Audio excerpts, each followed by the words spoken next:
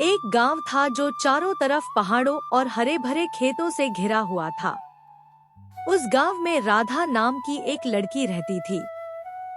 राधा अपने माँ बाप के साथ एक छोटी सी कच्ची हवेली में रहती थी। उनके घर के पास एक बड़ा सा खेत था, जहाँ राधा अलग अलग सब्जियां उगाती थी। राधा बहुत मेहनती थी।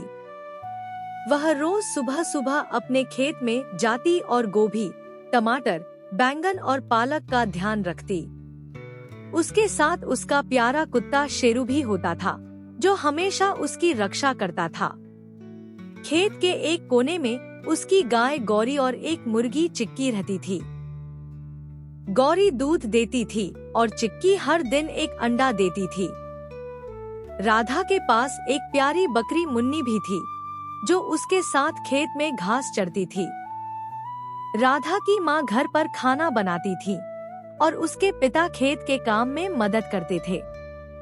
पूरा परिवार मिलकर मेहनत करता था, इसलिए उनका खेत हमेशा हरा भरा रहता था। एक दिन गांव में मेला लगा। राधा ने सोचा कि वह अपनी उगाई हुई ताजी सब्जियां मेले में बेचने ले जाएगी। उसने गाड़ी में टमाटर, पालक और गोभी भरी और अपनी गाय गौरी के साथ मेला पहुंच गई।